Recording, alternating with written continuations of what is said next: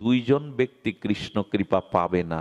লিখে নিন, স্টাম্পে লিখে নিন, মহাপ্রভু লিখে দিয়েছে, রেস্টি করে দিয়েছে এই শব্দ দুটো মহাপ্রভু বলেছেন, দুটো কারণে জীব কৃষ্ণ কৃপা বঞ্চিত হবে, কৃষ্ণ পাবে না। সেই দুটো কারণ হলো, জিহ্বার লালসাই যে ইতি উতি ধায়, জিহ্বার লালসাই যে ইতি উতি ধায়, শিষ্ণ উদর পরায়ণ কৃষ্ণ নাহি পায়। যার জিহ্বার লালসা আর যার কাম বেগ দমন হয়নি, এই দুই ব্যক্তি কোনো কল্পেই ভগবান পাবে না।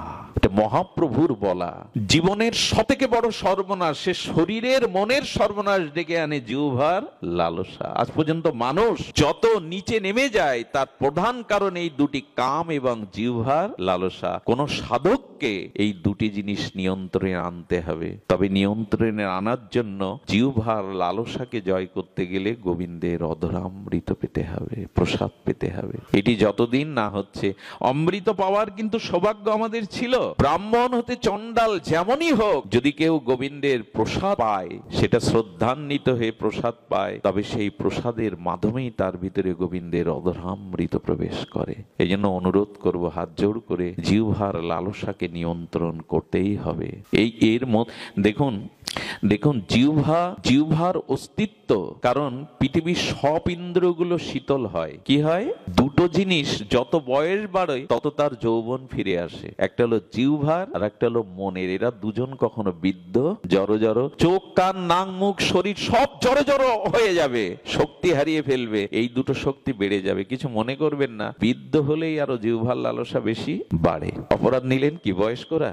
না, অপরাধ নিয়েন না, কারণ জিহ্বার যৌবনত্ব কমে না। আর মৃত্যুর সময় শরীর ইন্দ্রিয় অবাস হলেও মন থাকে যৌবনাবতী। মন কখনো বৃদ্ধ হয় না। তো মনে থাকে কাম, আর ইন্দ্রিয় রূপ জিহ্বা আমাদেরকে বিপদগামী করে। তাই অনুরোধ করব, একটু প্রসাদ পান, আর একটু মনটাকে, কামটাকে জয় করবার জন্য নামটাকে, যেথান রাম সেটা নাই কাম। যেখানে নাম আছে এখানে কাম থাকতে পারে না। দুটোর একটা। সূর্যে কখনো অন্ধকার আসবে না, যেখানে রাম আছে সেখানে কাম নাই, আর যেখানে কাম আছে সেখানে রামের দেখা নাই। অনুরোধ করব, এই দুটো জিনিস নিয়ন্ত্রণের মাধ্যমেই নাম ফলবিত হবে, গোবিন্দের অধরামৃত পাবে। তো সময় অনেক চলে গেছে, আসুন আমরা গোবিন্দের জন্য একটুখানি তার সাথে যুক্ত কিন্তু আমরা আছি। মাঝখানে যে সেটটা পড়েছে, আসুন আমরা সেই সেটটাকে ঘুচিয়ে গোবিন্দকে নিজের করি, গোবিন্দকে আমার করি। কেন করবেন না? কেন করবেন না? গোবিন্দ আমাদেরই। সেই আমাদেরই গোবিন্দের জন্য একটু প্রাণ ব্যাকুল হওয়া দরকার। পুত্রের জন্য, কন্যার জন্য, স্ত্রী পুত্রের জন্য যে ভালোবাসাটা দিয়েছেন। আচ্ছা, এই মালাটা যে মাতাজি করে এনেছেন, একটা ফুলে কি মালা হয় কখনো? আচ্ছা, এক গাছের ফুলেও কি এটা হয়েছে? এক গাছের ফুলে এটা হয়নি। অনেকগুলো ফুল গাছ থেকে চয়ন করে একটা সুতাতে গ্রথিত করেই মালা হয়েছে। গোবিন্দ কি বলছেন জানেন? সর্বশেষে এটি বলেই পাঠ বিশ্রাম। গোবিন্দ বললেন কি, যে ভালোবাসাটা আমাকে না দিয়ে স্ত্রীকে, পুত্রকে, দেহকে, ধনসম্পদকে, মান সম্মানকে দিয়েছ, ওই যে সুতা গেঁথেছ মোহ মায়ার মালাতে, ভালোবাসার মালা গেঁথেছ, ওর মধ্যে একটা ফুল আমি হতে পারি না? ওদের মতো ভালোবাসা আমায় একটু দিতে পারো না? ওইটুকুই দাও। আমি বেশি দাবি করছি না, অন্তত ওইটুকু ভালোবাসা তুমি আমাকে দাও। অনেকগুলো গাছ থেকে যেমন ফুল দিয়ে মালা করেছো, তুমি যাদের ভালোবেসেছো ওই ভালোবাসার একটুখানি আমায় দাও। এটুকু তাকে দিতে পারি না। এটুকু যদি না দেই, বড় ভুল হয়ে যাবে। ভুল তো হয়েই গেছে জীবনে। তাকে ভালো না বেসে যাদের ভালোবেসেছি তারা ভালোবাসার মূল্যায়ন করেনি। একটা জিনিস জানুন, যাকে যত বেশি ভালোবাসবেন, পৃথিবীতে সব থেকে বেশি আঘাতটা তার কাছ থেকেই আসবে। এটা নিয়ম। এই জগতে যাকে যত বেশি ভালোবাসবেন, আঘাতটা তার কাছ থেকেই বেশি আসবে। এটা নিয়ম। এই জন্য গোবিন্দকে ভালোবাসার নমুনা কোথাও নেই, ব্রজে ছাড়া নাই। গোপীদের মাঝে, ব্রজবাসীদের মাঝে ছাড়া এই ভালোবাসার দৃষ্টান্ত কোথাও নাই। আপনাদের চোখ মুখ দেখে একটা কথা বলবার ইচ্ছা জাগছে, সেই ইচ্ছাটা আমি অবদমিত করতে পারছি না, প্রকাশ করি সামান্য করে। এই ভালোবাসা, এই অনুরাগ, এই প্রাণ নিগ্রানো যে প্রীতি, এটা একমাত্র ব্রজে আছে, বৃন্দাবনে, আর কোথাও নাই।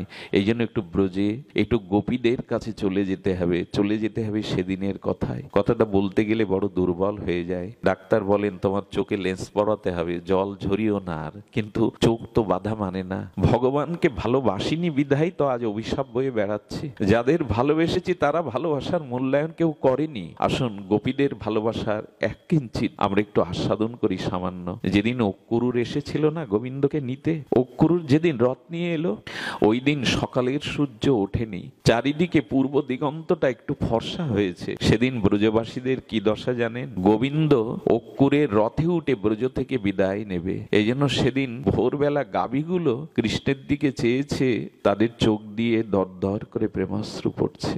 প্রাণনাথ, আমাদেরকে তো কেউ ভালোবাসেনি, আমরা পায়ে পাদুকা পরি না বলে তুমি নন্দ রাজার রাজ পরিবারে এলেও আমরা গাভীগণ পায়ে পাদুকা দেই না বলে তুমিও কোনোদিন বৃন্দাবনে পাদুকা পরনি। তোমার বংশীর ধ্বনিতে গোষ্ঠে আমাদের নিয়ে গেছো। গাভীগুলো কাঁদছে আর বলছে, কৃষ্ণ বলতে পারো কাল থেকে বংশীর ধ্বনিতে কে আমাদের ব্রজে নিয়ে যাবে?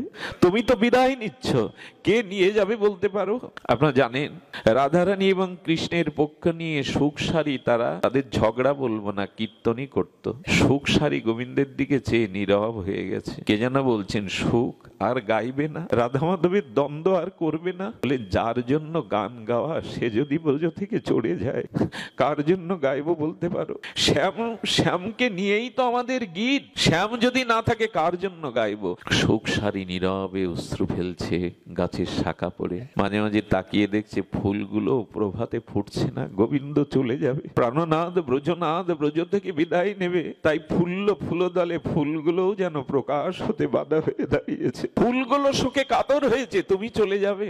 এই যদি ওদের দশা হয়, নন্দ বাবার কি হচ্ছে, যশোদা মায়ের কি হচ্ছে? যশোদা মা মূর্ছিত হয়ে মেঝেতেই পড়ে আছে, কৃষ্ণ চলে যাবে। একথা বলার আগে প্রাণটাই যেন যশোদার হৃদয় থেকে বেরিয়ে যাচ্ছে। যশোদার, কিন্তু নন্দ বাবা তো কর্তব্য করবেন। এই যদি এদের দশা হয়, গোপীদের কি দশা হয়েছে জানেন?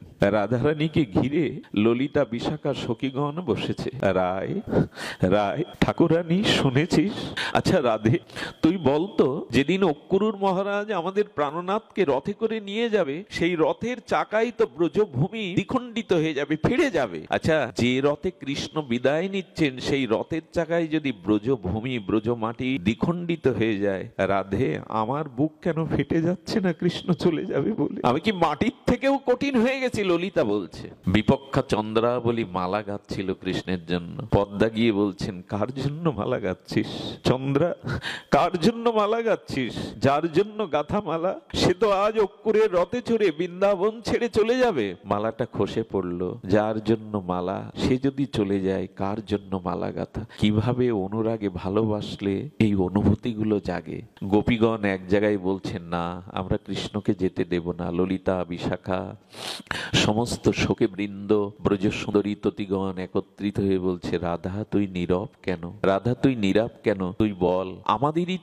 আমাদেরই তো সর্বস্ব দেহ মন তাকে দিয়েছি, তবে আজকে কেন তার যাওয়ার পথে বাধা হয়ে দাঁড়াবো না? চল সকলে মিলে তাকে যেতে দেব না।